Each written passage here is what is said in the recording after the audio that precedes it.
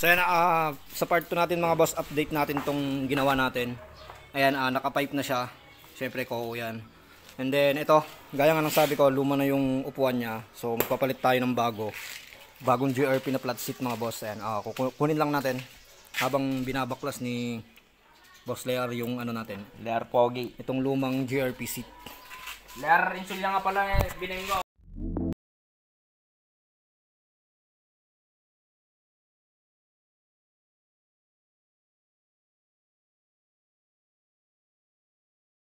Mga boss. Ayan. So bago yan. So ayun yung luma. Pakita man. Ano makita ang luma. Ayan. Yun yung luma mga boss. And then ang kukunin lang natin dyan sa luma mga boss is yung nasa likod.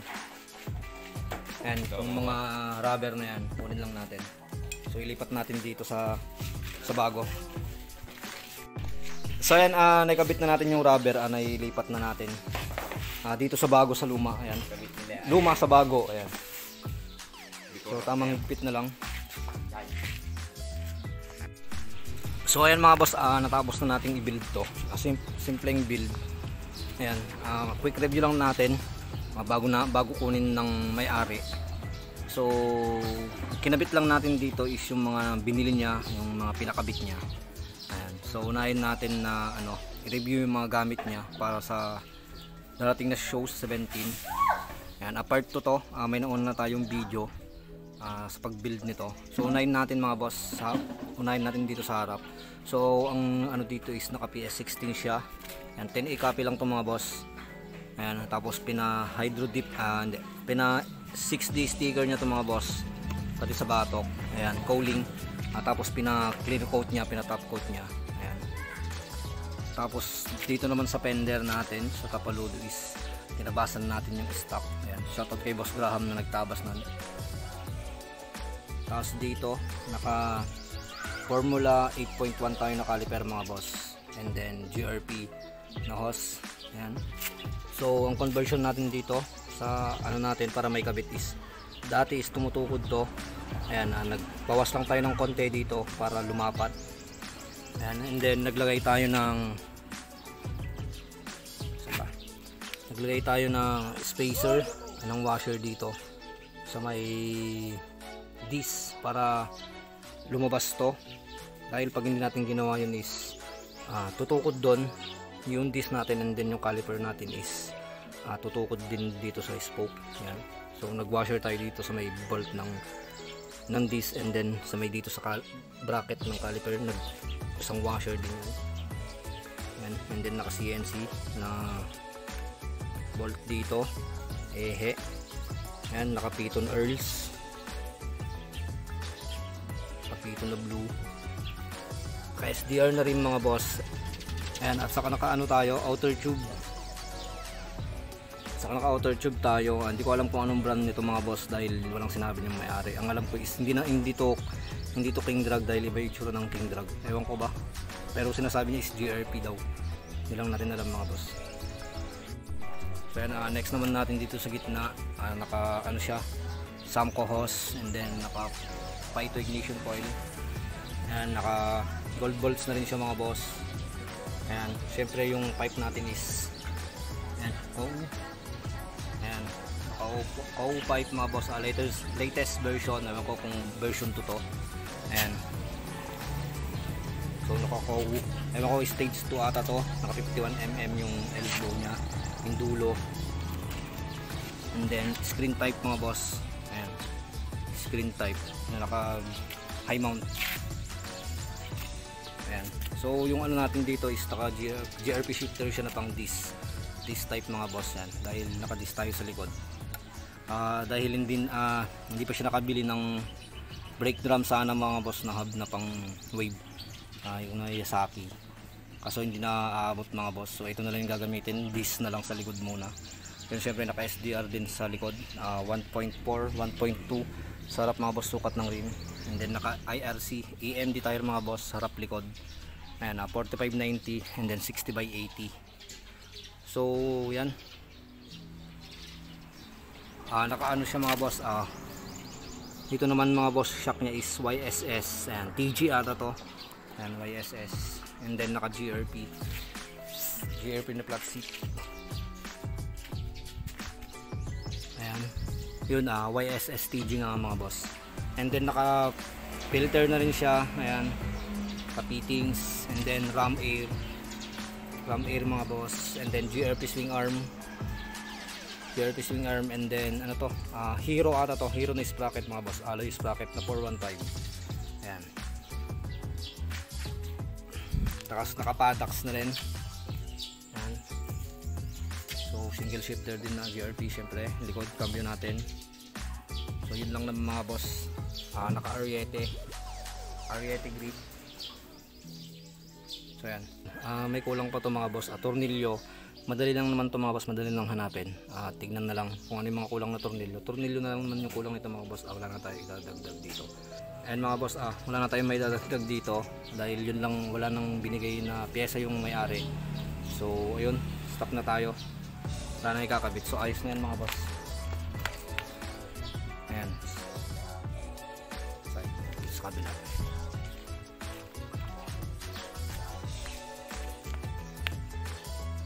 So ayan yung tindig niya mga boss pag nakaside.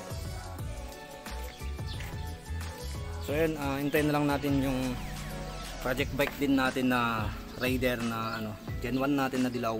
So nakay Boss Graham yun na ipupunta mamaya, wawashingan.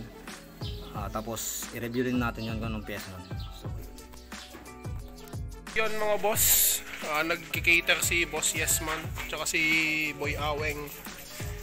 So tayo magtutuloy yung vlog ni Yesman kasi busy sila ngayon gaya naman ng mga sinabi niya sa vlog niya. So eto, i-review natin ngayon yung mga build natin kasi nagre-ready din tayo sa parating na show. Yan, ba't alam ko mag-vlog dito sa cellphone niya, sa cellphone ko hindi. Eto ipapakita ko sa inyo mga boss. So, eto na mga boss yung natapos natin dito sa motor ni Sarge. Ayan. Pero may mga papalitan pa ako dito kasi tayo yung nagbibuild ngayon dito. Kasi si Boss Yesman may binild siya na isa, no? Etong rear fender, papalitan natin to ng stock yung walang butas. Kasi no use naman yung lighten kung hindi naman sumasayad yung gulong, no? Pero okay lang para sa design naman to kasi hindi naman dito yung butas. So okay lang to, pero ang concern ko lang kasi mga boss, ito, napinturahan kasi to ng flat black dati. Ayan, nagtutuklap. Pangit naman tignan. So, iuhuli ko na lang to. Makikita nyo na lang sa sa kung anong i-vlog ni Boss Yesman or ako siguro. At eto, nagpunta ako dito ngayon kasi etong PS16, hindi pa na-bleed to mga boss. Ayan, kasi pininturahan namin to, no. Yan, tsaka eto, sana namin to paint remover para silver lang, kaso wala kaming paint remover kaya ganyan na lang, okay din naman.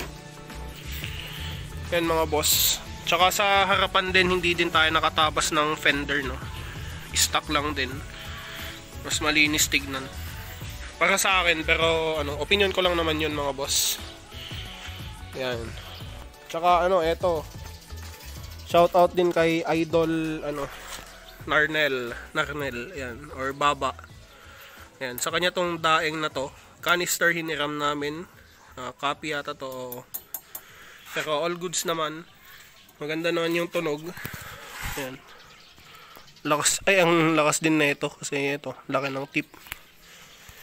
Ayan, update lang naman dito mga sir, no. Wala na tayong ibang aayusin pa, linis na lang sa mga susunod na araw. Ayan, kasi may 2 araw pa naman kami mga boss. I mean, isa pala kasi last day na bukas, tsaka yung show. At kung napapansin nyo pala, wala na din dito yung Raider FI na binibuild ni Boss Yesman kasi inuwi na nung may-ari, nabalutan na yon. So, eto na lang yung namin, ayusin. At hindi ko na siguro may papakita sa inyo to mga boss pag, pag natapos kasi baka ma-upload na ni Boss Yesman to, tsaka busy na din sila sa mga susunod na araw. Kasi yan, kung napapansin nyo, ikakasal yung kapatid niya. Yung sinabi kong siya yung ikakasal, hindi mga boss, joke lang yan. Doon sila ngayon sa likod. So ang lalabanan pala natin na category mga boss is Thai street bike.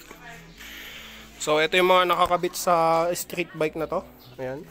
Domino Clutch X PS16 Master. Copy lang tong mga to mga boss. Copy parts pero ayan. Okay naman, maangas din. Tsaka ito OEM Yamaha Quick Throttle. Ayan. Ganda yung play niya. Domino grips na copy din. Gold bolts syempre. At ano pa ba? Ito mga boss. Itong outer tube na ito is OEM talaga to or genuine ng Honda pang wave.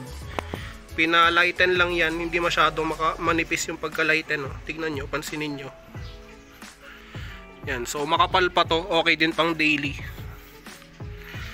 Trim set naman is yan, SDR na kulay black 1.2 tsaka 1.4 sa likod. At Yasaki Light and Hub Wave. Hub and Mile yayamanin. Syempre gold axle. Dito naman sa preno niya is NGO caliper. At etong hose na gamit is Race Power mga boss. Ayan. Maganda siya kasi braided. Wala siyang cover na plastic. Ayan. Tsaka eto light and disc. Normal naman na to sa mga street bike. So, doon naman tayo sa likod mga boss or dito sa gitna.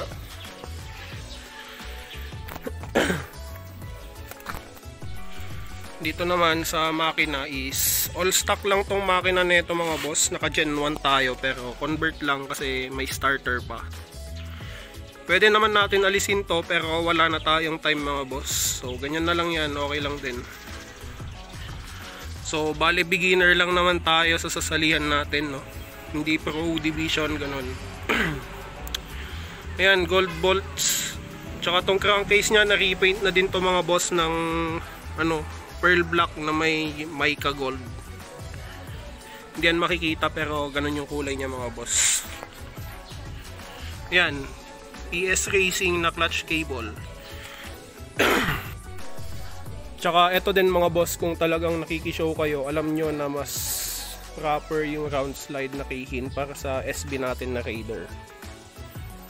Ayan. Sabi din ng mga madidiin yun mga boss. Ayan.